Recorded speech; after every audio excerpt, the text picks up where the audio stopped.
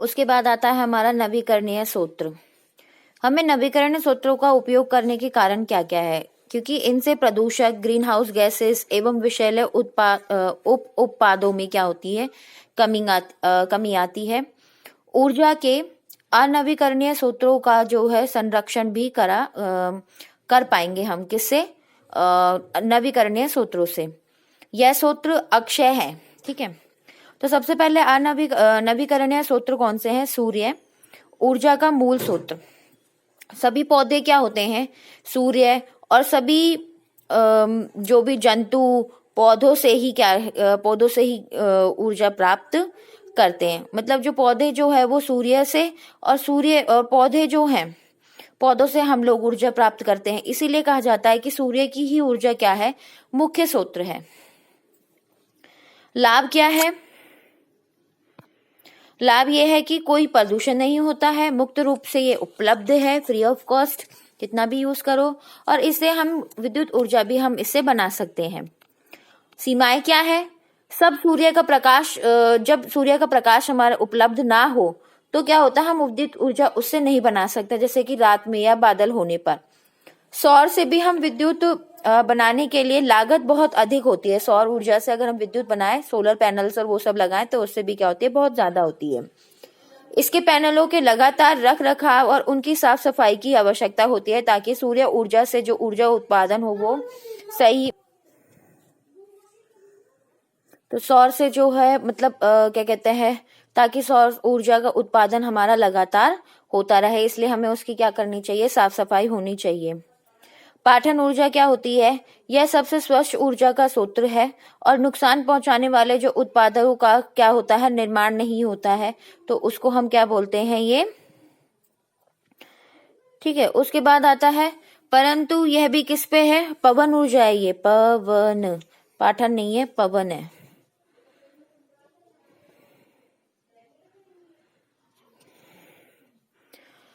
परंतु यह भी मौसम व पवन चक्की लगाए जाने के स्थान पर क्या करती है, निर्भर करते हैं कि कहाँ पे मौसम हवा वाला है और कहाँ पे पवन चक्की लगाए जा सके, उस स्थानों पे क्या करती है, निर्भर करती है।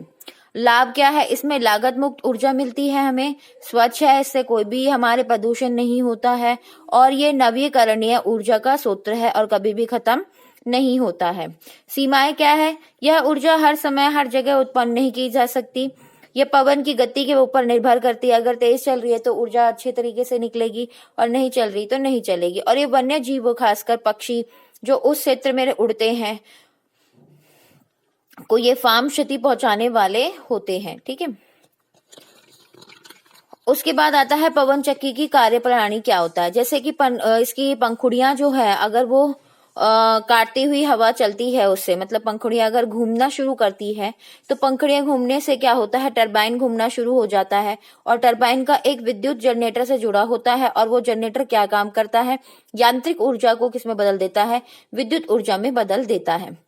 जो पवन ऊर्जा के उत्पादन में पवन की गति कम से कम 25 किलोमीटर पर घंटे की उससे चलना चाहिए, क्योंकि वो बहुत ही महत्वपूर्ण है। अगर इतनी स्पीड से अगर हवा नहीं चलती है तो क्या होगा, पवन चक्कियों से जो हमारा ऊर्जा का उत्पादन है वो नहीं हो पाएगा। फिर आता है जल विद्युत ऊर्जा। बहता हुआ पानी और विशाल बांधों में भरा पानी से भी हम क्या कर सकते हैं, ऊर्जा निकाल सकते हैं। वो भी एक ऊर्जा का महत्वपूर्ण स्रोत है, जिसे हम जल विद्युत ऊर्जा कहते हैं। जल विद्युत का उत्पादन कैसा होता है कि हम बांध में पानी को इकट्ठा कर देते हैं और फिर एकदम से उसको हम छोड़ते हैं। तो इससे क्या होता है, जो गतिज ऊर्जा होती है वो टरबाइन की पंखुड़ियों को घुमाने के लिए प्रयोग किया जाता है, और वो जो टरबाइन घूमेगा वो किससे जुड़ा होता है, जनरेटर से, और जनरेटर क्या करता है, विद्युत ऊर्जा को उत्पन्न करता है। किसी भी जल विद्युत ऊर्जा के स्रोतों की सिंचाई पर निर्भर करती है। मतलब जल विद्युत ऊर्जा में जो हमने क्या कहते हैं पानी यूज किया है, हम उसको उसकी ऊंचाई पर भी हम उसकी निर्भर करते हैं कि कितने ऊंचे पे हमने वो डैम भरा, और कितने ऊंचे से जो पानी है वो ऊपर से नीचे की तरफ गिरेगा। जितना अधिक ऊंचाई होगी उतनी अधिक क्या होगी, उसकी विद्युत ऊर्जा का उत्पादन होगा। लाभ क्या है, यह एक नवीकरणीय स्रोत है, मतलब कभी भी खत्म नहीं हो सकता, और हम उसको पुनः पूर्ति कर सकते हैं। इससे कोई प्रदूषण नहीं फैलता है और विद्युत ऊर्जा के उत्पादन के कम काम आने वाला जो पानी है हम उसको किसमें इस्तेमाल कर सकते हैं, सिंचाई में और अन्य कृषि कार्यों में हम उसको यूटिलाइज कर सकते हैं। सीमाएं क्या है? बांध बांधने में अत्यधिक लागत लगती है और प्रबल जल धारा की उपलब्धता भी होनी चाहिए, मतलब पानी की जो स्पीड है वो ज्यादा होनी चाहिए। अब आता है भूतापीय ऊर्जा। भूतापीय ऊर्जा को क्या करते हैं? पृथ्वी के आंतरिक ऊष्मा से हम क्या करते हैं? प्राप्त करते हैं।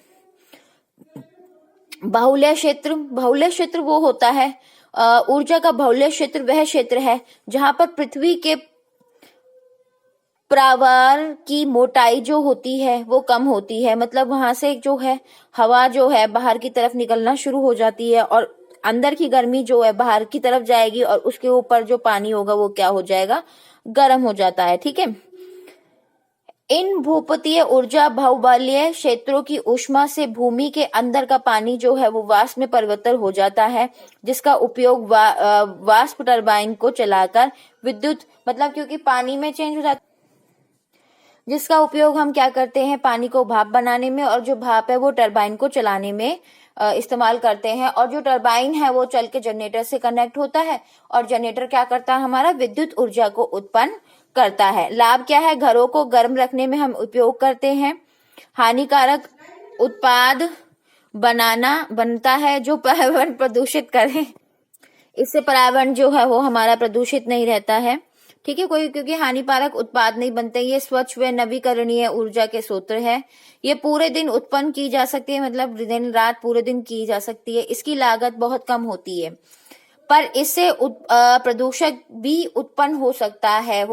कि जो भी हम जिस जगह ये है वहां से प्रदूषण भी निकल सकता है। महासागर ऊर्जा का स्रोत, महासागर ओशन वाला है। यह भी एक नवीकरणीय ऊर्जा का स्रोत है। इसको हम 3 तरीकों से इस्तेमाल कर सकते हैं। तरंगों की ऊर्जा। तरंगे क्या करते हैं? हम लोग टरबाइंस के आगे हम लगा देते हैं। तरंगे जैसे तेज होती है तो टरबाइंस घूमेंगे। टरबाइंस घूमने के बाद क्या होगा? जनरेटर चलेगा और जनरेटर क्या होगा?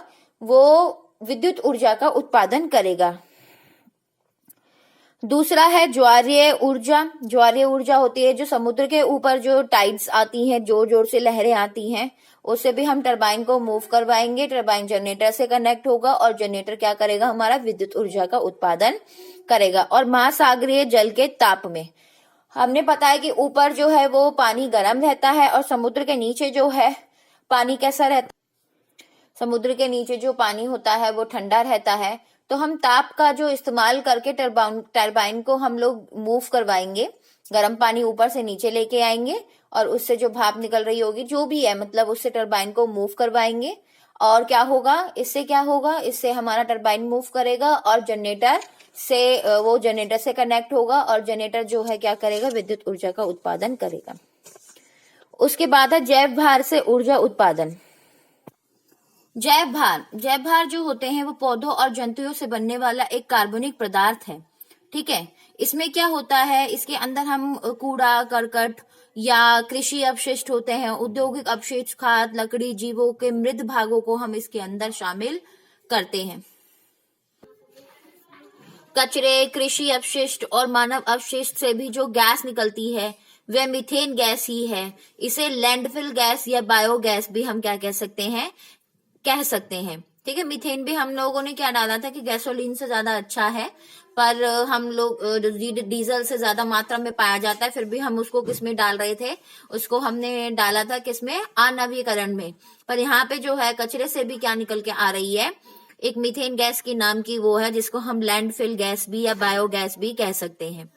जैव भार का उपयोग हम ऊर्जा के स्रोतों में निम्न 3 प्रकार तरीकों से कर सकते हैं। पहला तरीका क्या है? शुष्क जैव भार के सीधे दहन से, ताप या वाष्पन की प्रक्रिया से, जैसे कि मान लो कि गोबर के जो कंडे हैं हम उसको जला सकते हैं और उससे सीधा हम लोग क्या कर सकते हैं? यूज कर सकते हैं। या सीधा उनको जला के उससे क्या करते हैं? पानी को वाष्प करवा देते हैं और जिससे कि क्या होता है? हमारा ऊर्जा का उत्पादन हम उससे कर सकते हैं। ऑक्सीजन की अनुपस्थिति में, मतलब ऑक्सीजन अगर हम ना बने तो हम उससे एक मीथेन नाम की गैस का उत्पादन भी हम उसका कर सकते हैं जैव भार का विघटन करके। जिसमें तेल की अधिकता पाई जाती है वो वाले पौधों से हम बायोडीजल का भी उत्पादन कर सकते हैं। लाभ क्या है, पूरे विश्व में उपलब्ध है, ये स्वच्छ ऊर्जा का स्रोत है और इसका उपयोग है खाद के रूप में किया जा सकता है। सीमाएं क्या है, इससे बनने वाला ईंधन जो है ऊर्जा कम देता है, इसके सीधे दहन से जो होता है प्रदूषण भी हो सकता है। उसके बाद आता है हाइड्रोजन। हाइड्रोजन जो है ये हमारे भविष्य का ऊर्जा का एक स्रोत है। यह एक भविष्य का पर्यावरण अनुकूल ऊर्जा स्रोत के रूप में देखा जा सकता है। इसका मतलब क्या है कि भविष्य में ये पर्यावरण मतलब अच्छा रहेगा कि ये, क्योंकि ये प्रदूषण नहीं फैलाएगा, तो ये अच्छा स्रोत है आने वाले कल के लिए। इसका उपयोग ग्रीन हाउस गैस व अन्य प्रदूषक को कम करने में मदद करेगा। मतलब ये क्या करेगा, जैसे कि ग्रीन हाउस, क्योंकि हाइड्रोजन तो सीधा ही हम यूज करते हैं, पानी बनाएगा तो ज्यादा, तो वो अन्य ग्रीन हाउस गैसेस जो होते हैं जैसे कि कार्बन डाइऑक्साइड है, ये सारी चीजें बनाएगा नहीं, तो इससे क्या होगा, ये प्रदूषक को कम करने में हमारी मदद करेगा। इसका दहन केवल जल वाष्पन में ही उत्पन्न होता है। अगर हम इसको जलाते हैं तो सिर्फ जल वाष्पन ही उत्पन्न होता है, तो इससे कार्बन डाइऑक्साइड क्या होती है, नहीं बनती है। परंतु इसके निर्माण में जो है अधिक ऊर्जा बनती है, जिसकी उत्पन्न भी नहीं की जा सकती। मतलब इसके बनाने में हम जितनी ऊर्जा लगाते हैं इतनी ये उत्पन्न भी नहीं कर सकता। तो ये इसका क्या कहते हैं, कह सकते सीमाएं कह सकते हैं हम इसको। ऊर्जा का रूपांतरण क्या होता है, जब ऊर्जा जो है एक रूप से दूसरे रूप में जा सकता है। मतलब अगर आप इलेक्ट्रिसिटी जला रहे हो तो विद्युत ऊर्जा जो है, अगर लाइट जल रही है तो आपका क्या हो जाएगा, तो वो कौन सी ऊर्जा में बदल जाएगा, आपका क्या कहते हैं, प्रकाश ऊर्जा में। और साथ साथ आपकी जो लाइट है या बल्ब है वो क्या होती है, गर्म हो जाती है, तो उष्म ऊर्जा में बदल जाता है। तो ऊर्जा जो है एक रूप से दूसरे रूप में बदला जा सकता है, परंतु ना तो हम उसको उत्पन्न कर सकते हैं और ना ही उसका विनाश कर सकते हैं। जैसे कि अगर हम भोजन खा रहे हैं तो भोजन में रासायनिक ऊर्जा होती है जो हमारे शरीर में जाकर गतिज ऊर्जा में बदल जाता है। जैसे कि अगर फुटबॉल खेलते समय जब हम पैर से फुटबॉल पर किक मारते हैं तो हमारा जो अंदर भोजन है, वो ग्रैंड जो हमने उसके अंदर रासायनिक ऊर्जा ले रखी है, वो किस में बदल जाती है, गतिज ऊर्जा में बदल जाती है। और गतिज ऊर्जा किस में बदल जाएगी, क्योंकि हमारा जो फुटबॉल है वो हवा में उछलती हुई है, तो घर्षण के कारण उसकी गति क्या हो जाती है, मंद हो जाती है। और इस प्रक्रिया में जो गति ऊर्जा जो है, क्योंकि बॉल घर्षण हो रहा है तो उसमें क्या होता है, ऊष्म ऊर्जा बनेगी, ऊष्म ऊर्जा में बदल जाती है। अब जैसे पेट्रोल और डीजल जो कि रासायनिक ऊर्जा होती है इनके अंदर, हम इसको इंजन चलाने में यूज करते हैं। इंजन चलता है तो कौन सी ऊर्जा आती है, इंजन गर्म होता है, ऊष्म ऊर्जा। इंजन चल भी रहा है तो क्या हो जाएगा, गतिज ऊर्जा में बदल जाएगा। तो ऐसे बहुत सारे पॉइंट्स हैं, जैसे कि बहुत मैंने आपको फोटो भेज दी है इसकी, तो वो आप पढ़ लेना। उसके बाद आता है हमारा ऊर्जा संकट के कारण क्या है। क्योंकि देखो ऊर्जा जो है सीमित रूप से हमें मिलती है, तो हम लोग ऊर्जा की मतलब ऊपर ज्यादा ही निर्भर है और उसको ज्यादा से ज्यादा यूज कर रहे हैं। उसकी ऊर्जा की जो मांग और आपूर्ति के बीच में अंतर है, क्योंकि मांग ज्यादा है, आपूर्ति हम उसकी कर नहीं पा रहे हैं, तो वो क्या हो जाती है, खत्म होती चली जा रही है। ऊर्जा व ईंधन के लगातार बढ़ते दाम जो है वो भी क्या करती है, हमारी ऊर्जा की पूर्ति को संकट में डालती है। ऊर्जा संकट के न्यूनीकरण के उपाय, नवीकरणीय स्रोतों का उपयोग करेंगे तो ही हम इसको संकट को खत्म कर सकते हैं, कम कर सकते हैं। और दैनिक जीवन में हम ऊर्जा का संरक्षण करें, क्योंकि अगर हम नहीं बचाएंगे ऊर्जा को, कम से कम इस्तेमाल नहीं करेंगे, तो वो आने वाले टाइम में बिल्कुल ही खत्म हो जाएंगी। फिर उसके बाद ऊर्जा संरक्षण, जैसे कि कैसे कर सकते हैं कि जैसे कोई चीज उपयोग में नहीं है, पंखा, लाइट, विद्युत, तो हम क्या कर सकते हैं, उनको बंद कर सकते हैं। पानी के नल जो खुले हैं उनको खुले ना छोड़ें। खाना बनाते समय हम बर्तन ढके, जिससे कि विद्युत ऊर्जा भी और पानी से जो भाप बन रहा है वो भी हम बचा सकें। एलईडी और सीएलएफ का प्रयोग करें, वैसे बल्ब यूज ना करें, क्योंकि उसमें विद्युत ऊर्जा बहुत ज्यादा यूज होती है। तो ये चैप्टर आपका पूरा कंप्लीट हुआ। अब आप इसको याद कर लीजिए, क्योंकि ये इजी है, आप अपनी लैंग्वेज में भी इसको याद कर सकते हो।